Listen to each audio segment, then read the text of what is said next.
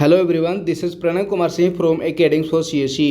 Friends, Bihar economic survey 2022-23 की इस video discussion series में आपका स्वागत है। आज हम लोग इस सीरीज के अंतर्गत मुख्य रूप से chapter number 4, chapter number 5, chapter number 6 एवं चैप्टर नंबर 7 को डिस्कस करेंगे। चैप्टर नंबर 1 से लेकर चैप्टर नंबर 3 तक डिस्कशन पूर्व की वीडियो में ही कर दिया गया है।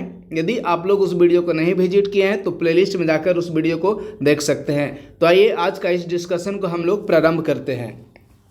देखिए, बिहार के जीएसबीए में औद्योगिक क्षेत्र का जो योगदान है वह 19.4% 2021-22 में रहा है। यानी कि कह सकते हैं कि 2021-22 में जीएसबीए में औद्योगिक क्षेत्र का योगदान कितना प्रतिशत था? 19.4%। और इसी समयावधि में यानी कि 2021-22 में ही संपूर्ण भारतवर्ष में औद्योगिक क्षेत्र का जो योगदान रहा है वह 30.1% रहा है। वर्तमान समय में बिहार में कार्यशील पूंजी 5.24 हजार करोड़ है और यह जो 5.24 हजार करोड़ है और संपूर्ण भारतवर्ष का मात्र 0.6% है। तो सपोज यदि प्रश्न पूछे जाते हैं कि वर्तमान समय में बिहार की कार्यशील पूंजी संपूर्ण भारत का कितना प्रतिशत है, तो इसका आंसर हो जाएगा 0.6%। नेक्स्ट, यदि हम लोग बिहार में हथकरघा उद्योग की बात करें तो देखिए कुछ प्रमुख हथकरघा उद्योग को यहाँ डिस्कस किया गया है। तो जैसे रेशमी, सूती, सजावटी कपड़े, स्टेपल चादरें, निर्यात योग्य रेशमी एवं सूती कपड़े, इन सब का निर्माण किया जाता है भागलपुर जिले में। इसी प्रकार से सूती कपड़ों के थान, बेडशीट, तौलिए, गमछे आदि का निर्माण किया जाता है गया जिला में। और महीन सूती कपड़ों के थान, धोती, कमीज के कपड़े आदि की यदि बात किया जाए तो इनका निर्माण किया जाता है मधुबनी जिले में, जबकि ऊनी कालीन और बनारसी साड़ियाँ आदि कैमूर जिले में बनाए जाते हैं। अब हम लोग यदि नेक्स्ट टॉपिक की बात करें तो देखिए वर्ष 2021-22 ईस्वी में बिहार में कितने सूक्ष्म उद्यम स्थापित हुए? तो इसका आंसर हो जाएगा 45। यानी कि वर्ष 2021-22 ईस्वी में 45 सूक्ष्म उद्योग बिहार में स्थापित हुए, जबकि 2021-22 ईस्वी में ही बिहार में बड़े उद्योगों की संख्या कितनी थी? तो इसका आंसर हो जाएगा 11। यानी कि 2021-22 ईस्वी में बिहार में बड़े उद्योगों की संख्या टोटल कितना है? तो इसका आंसर है 11। सर्वाधिक निवेश की यदि बात करें तो 2021-22 सीरीज के अंतर्गत यानी कि 2021-22 ईस्वी में बिहार में खाद्य प्रसंस्करण क्षेत्र में सर्वाधिक निवेश प्राप्त हुए हैं। उसके बाद दूसरा नंबर पर जो निवेश प्राप्त हुआ है वह इथेनॉल उत्पादन के क्षेत्र में निवेश प्राप्त हुआ है, तथा तीसरा नंबर पर जो बिहार को सर्वाधिक निवेश प्राप्त हुए हैं वह विनिर्माण क्षेत्र में सर्वाधिक निवेश प्राप्त हुए हैं। नेक्स्ट पॉइंट है उच्च प्राथमिकता वाले उद्योग। तो देखिए बिहार में 4 ऐसे उद्योग हैं जिन्हें कि उच्च प्राथमिकता वाले सीरीज के अंतर्गत रखा गया है, जिसमें पहला है खाद्य प्रसंस्करण उद्योग, दूसरा है वस्त्र उद्योग, तीसरा है चमड़ा उद्योग और चौथा है आईटी यानी कि आप कह सकते हैं इंफॉर्मेशन टेक्नोलॉजी, सूचना एवं प्रौद्योगिकी उद्योग।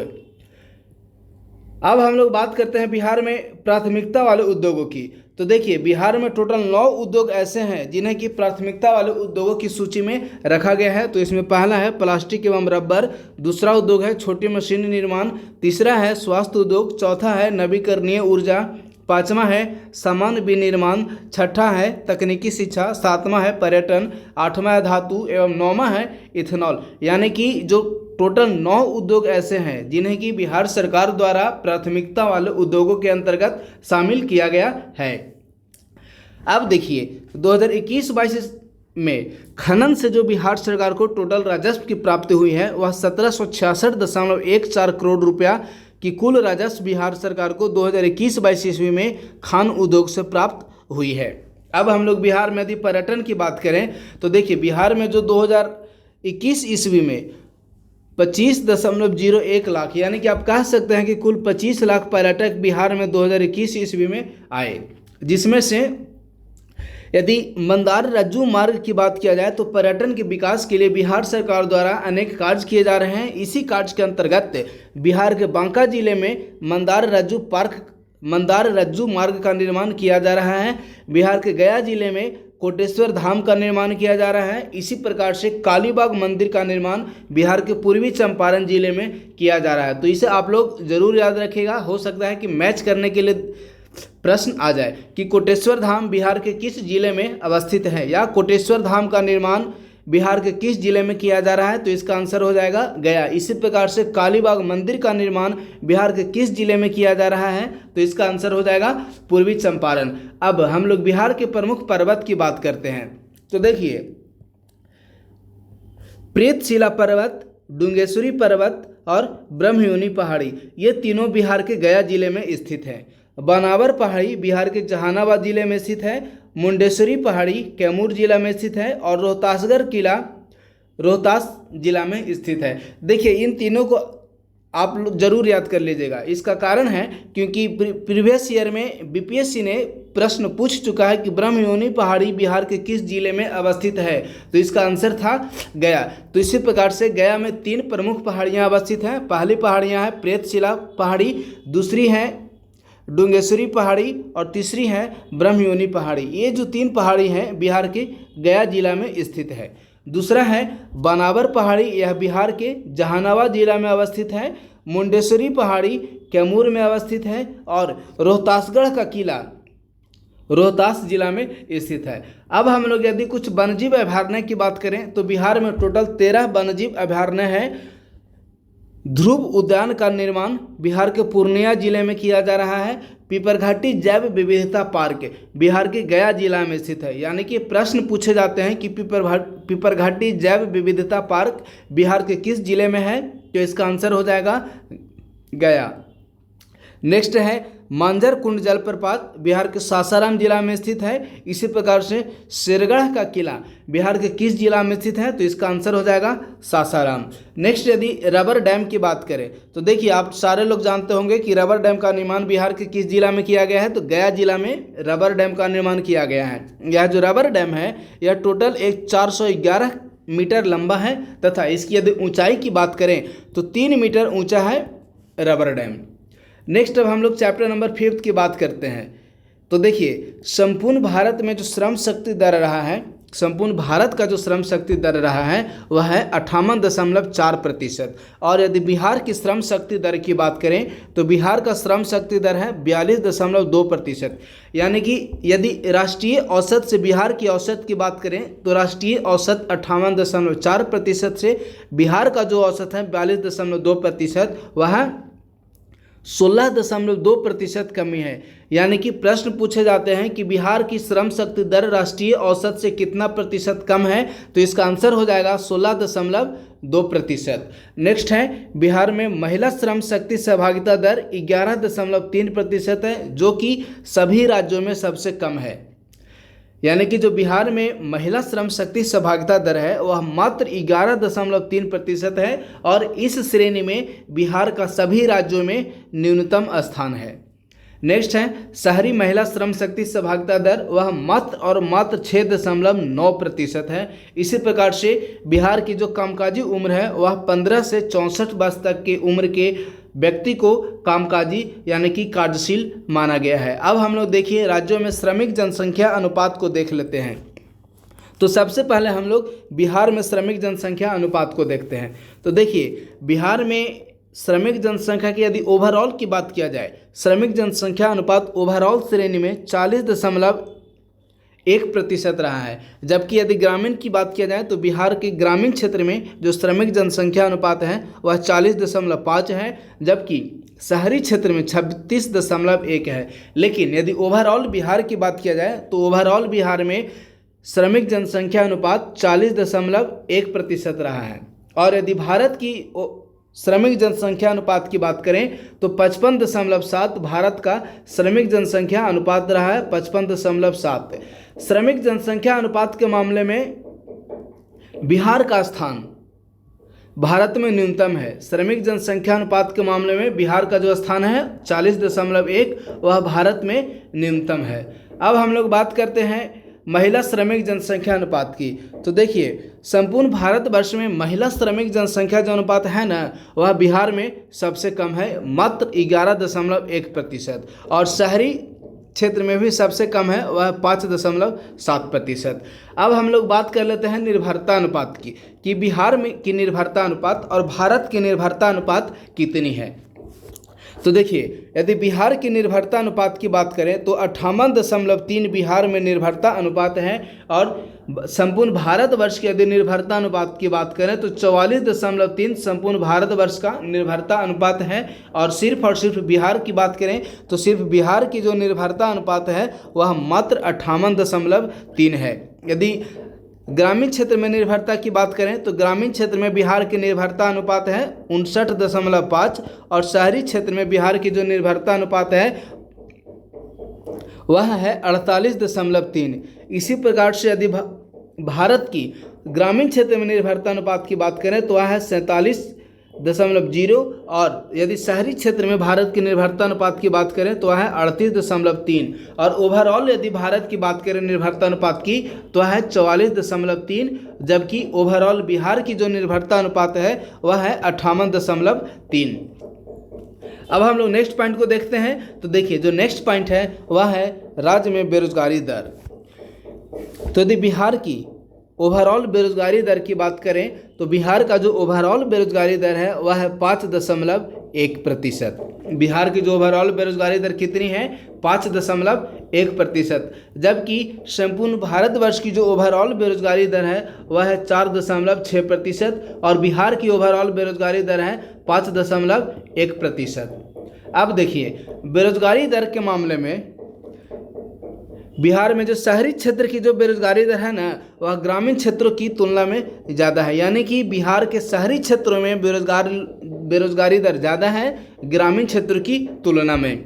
अब सबसे ज़्यादा हम लोग यदि पासपोर्ट निर्माण की बात करें तो सर्वाधिक पासपोर्ट का निर्माण बिहार के सिवान जिले में किया जा रहा है।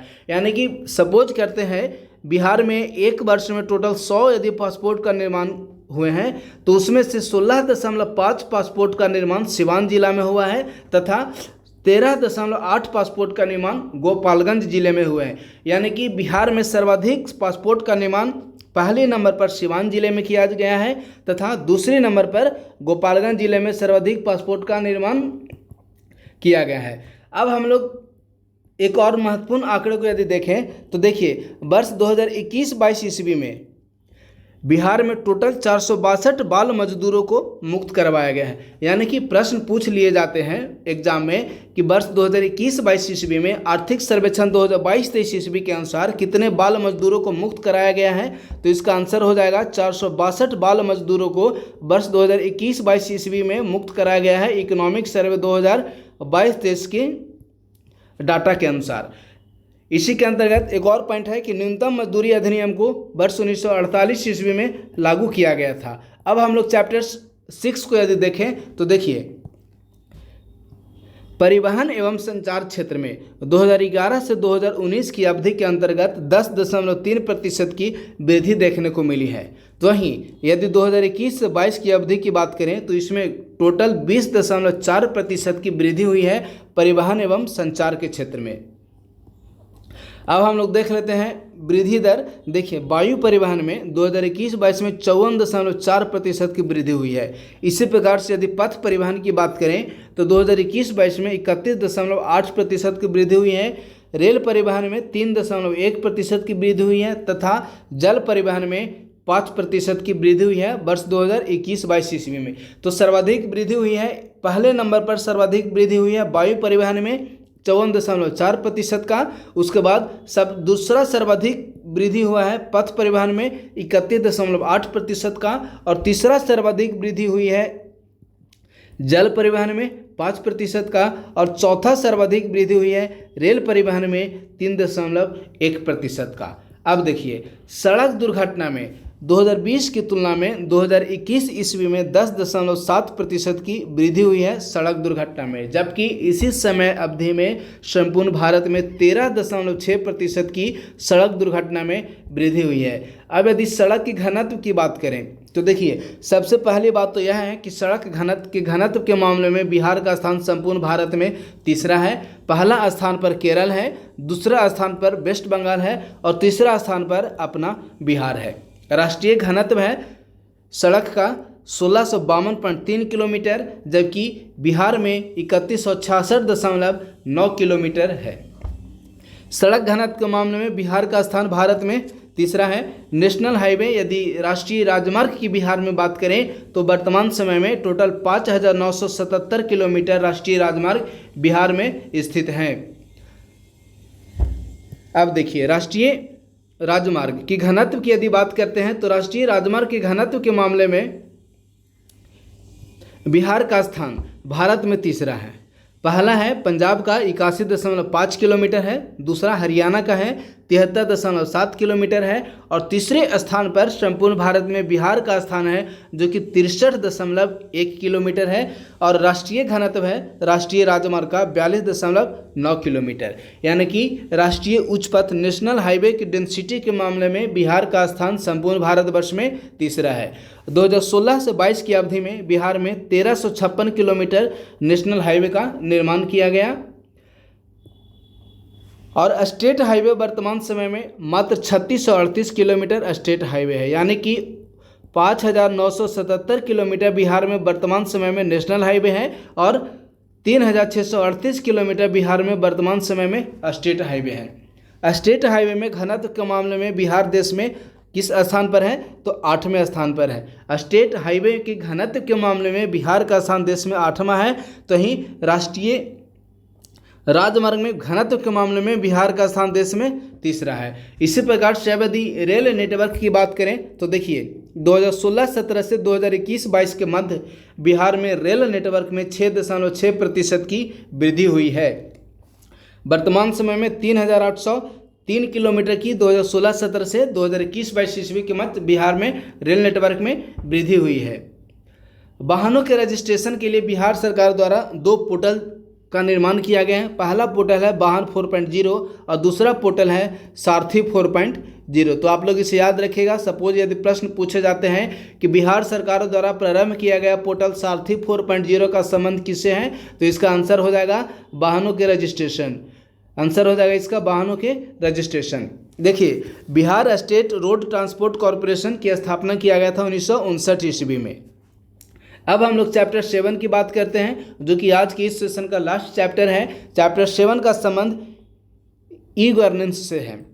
ई गवर्नेंस ई सरकार विकास सूचकांक जारी किया गया है। इसके जो मानक हैं यानी कि जो इंडेक्स में किन किन आधारों पर जारी किया गया है यह इंडेक्स, तो इसमें मुख्य रूप से 4 आधारों पर इस इंडेक्स को जारी किया गया है। मुख्य रूप से 3 आधारों पर इस इंडेक्स को जारी किया गया है, जिसमें पहला है मानव पूंजी सूचकांक, दूसरा है अंतर्राष्ट्रीय दूरसंचार संघ और तीसरा है दूरसंचार अधिसंरचना सूचकांक।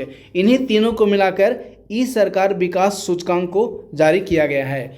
बिहार में यदि टेली डेंसिटी की बात करें तो वर्तमान समय में बिहार का जो टेली डेंसिटी है वह 50.6 है, जबकि संपूर्ण भारत का यदि टेली डेंसिटी की बात करें तो 84.4 है।